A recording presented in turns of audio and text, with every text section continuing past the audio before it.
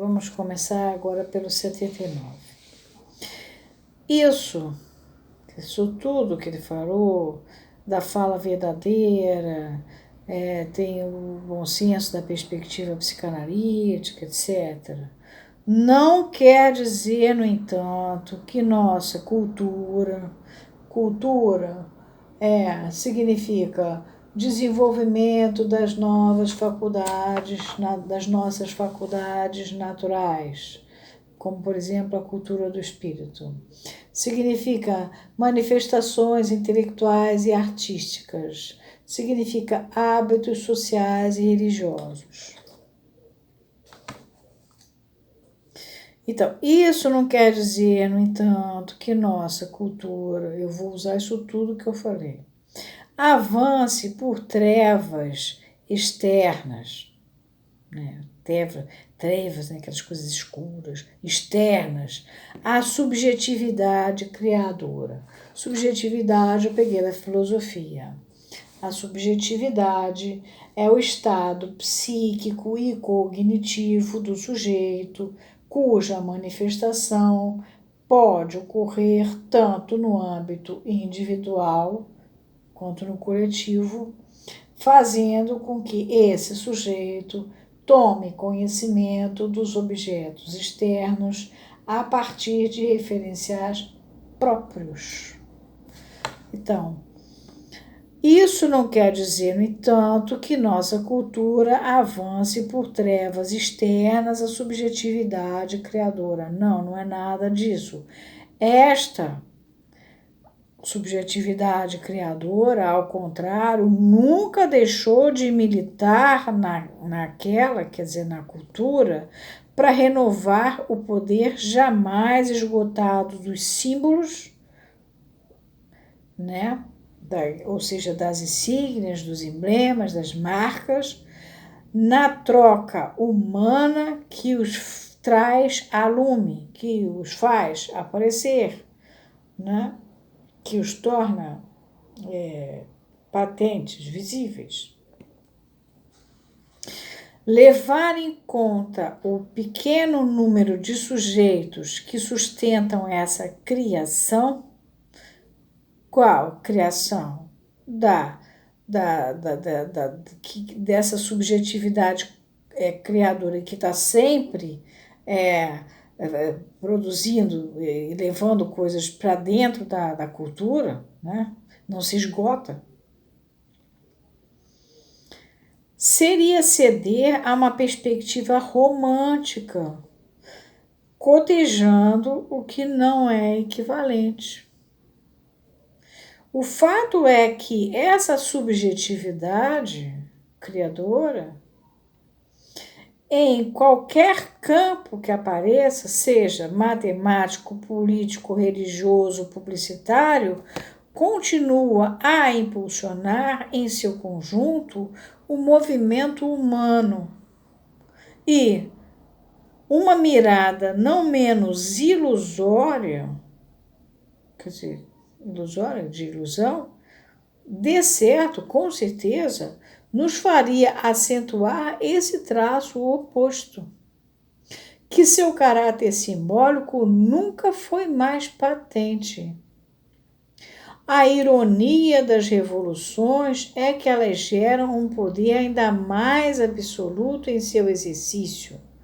Não, como se costuma dizer, por ele ser mais anônimo, mas por estar mais reduzido às palavras que o significam.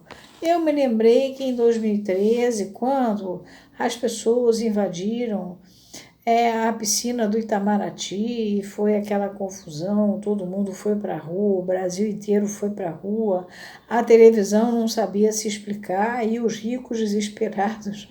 Um banqueiro me telefona e fala, e agora? O país como é que vai ficar? Eu falei, não acontecerá nada. Sai da televisão e entra nos bolsões da internet, porque é ali que você vai achar o espaço do grupo de cada um que está se exprimindo. Se você for para a televisão, você vai encontrar o jornalista tentando dar uma explicação do geral. E nós estamos com reivindicações diversas e particulares. E não deu outra. E mais do que nunca, por outro lado, a força das igrejas reside na linguagem que elas souberam conservar. Instância, convém dizer, que Freud deixou na penumbra, no artigo em que nos desenha o que chamaremos de subjetividades. A gente já falou em subjetividade, que é o estado psíquico e cognitivo do sujeito, cuja manifestação pode ocorrer tanto no âmbito individual quanto no coletivo. Aqui no caso do Freud vai ser no coletivo, fazendo com que esse sujeito tome conhecimento dos objetos externos a partir de referenciais próprios, coletivas da igreja e do exército. Isso está na psicologia das massas e análise do ego. Talvez esteja traduzido como psicologia de grupo e análise do ego. Vocês acham na Standard Edition. Eu não estou aqui agora com o índice. Mas o que Freud mostra é o eu, talvez a penumbra exatamente por esses bolsões, mas enfim, o que aparece é como é que o eu se comporta quando ele está na igreja e como é que o eu, o moi, se comporta quando ele está no Estado, no exército. A psicanálise desempenhou um papel na direção da subjetividade moderna. Lembra do moi, que eu falei para vocês? A época do Villon era uma, né? Aí depois vem a Idade Moderna, né? Depois com a tomada de Constantinopla. A gente viu isso uns vídeos atrás. Não pode esquecer disso. A psicanálise desempenhou um papel na direção da subjetividade moderna.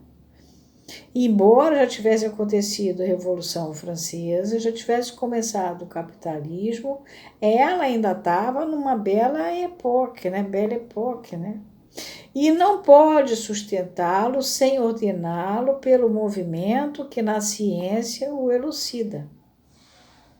Ela nasce já no capitalismo, mas ainda com as características do modo de produção anterior, porque os modos de produção vão se sucedendo, mas tem umas épocas ainda de imbricação, gente.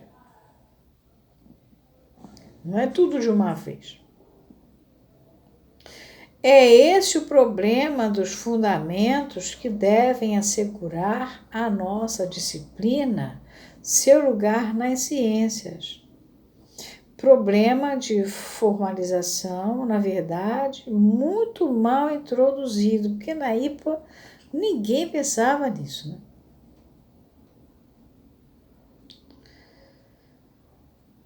Pois parece que retomamos justamente por um capricho do espírito médico, estão querendo retornar a psicanálise para dentro da medicina nessa época, dos anos 50.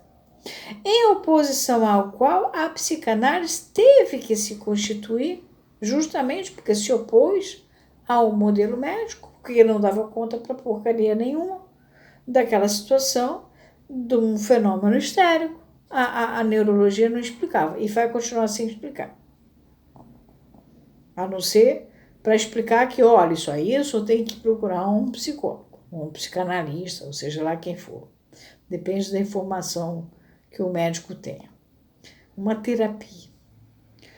Foi a exemplo dele, com um atraso de meio século em relação ao movimento das ciências, que procuramos ligar-nos a elas. Agora, com atraso de meio século, porque a psicanálise nasceu no início de 1900, né? A descoberta do inconsciente se dá em 1899. Ela é publicada em 1900, só que ninguém comprou. Freud comprou a edição todinha do primeiro livro. Se em 1950 a ciência começa a evoluir, porque eu não sei se vocês sabem, naquela época não tinha nem remédio psiquiátrico, Nem remédio nem antibiótico, nada, não tinha nada. A ciência não existia. A ciência só foi existir nos anos 50. Quando a ciência surge, ela surge obrigatoriamente trazendo uma epistemologia, uma leitura, uma lógica, uma matemática, uma isso, uma aquilo. Mas isso foi só a partir dos anos 50. De qualquer maneira, a psicanálise continua sendo o lugar da linguagem. Ela não vai sair daí. O nosso domínio é a linguagem. Não é o remedinho.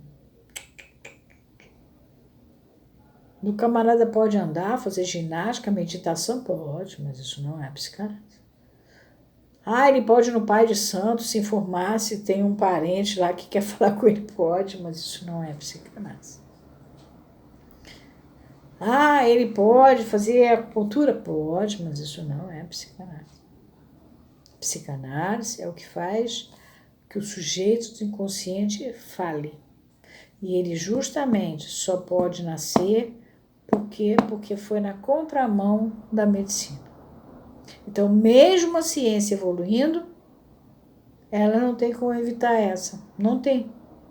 Não vai ter um robô que vai falar pela gente. Isso aí não tem como. Tá? Bom, parando aqui no parágrafo 83.